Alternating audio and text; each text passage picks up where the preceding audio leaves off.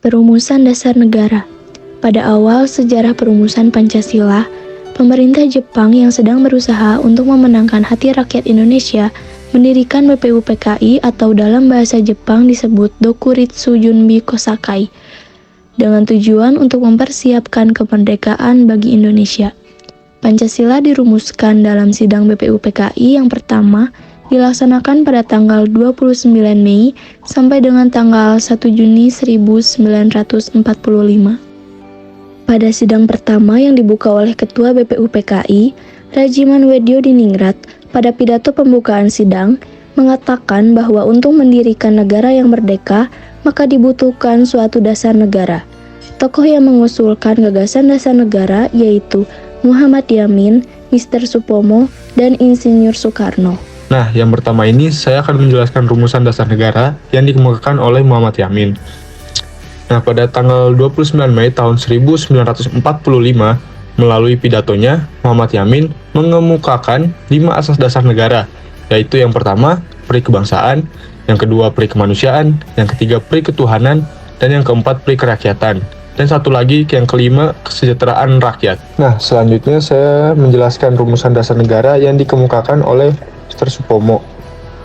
Nah, pada tanggal 31 Mei 1945, Supomo juga mengusulkan 5 butir sila dengan makna yang tak jauh berbeda, yakni yang pertama, persatuan, yang kedua, kekeluargaan, yang ketiga, keseimbangan lahir dan batin, keempat, musyawarah, dan yang kelima, keadilan rakyat. Nah, untuk yang terakhir, rumusan dasar negara yang dikemukakan oleh Ir Soekarno.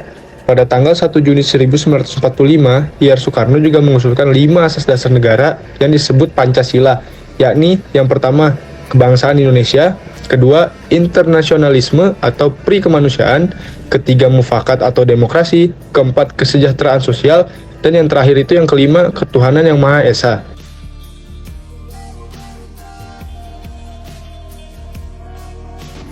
Perbedaan yang pertama terletak pada pandangan masing-masing pendiri negara dalam memaknai Pancasila.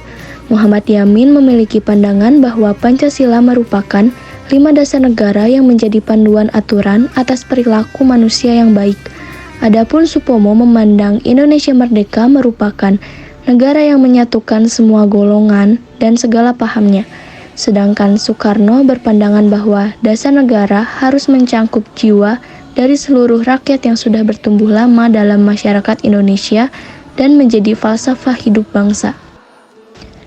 Perbedaan yang kedua adalah tentang konsep ketuhanan dalam Piagam Jakarta yang lebih fokus pada satu agama saja, yaitu Islam.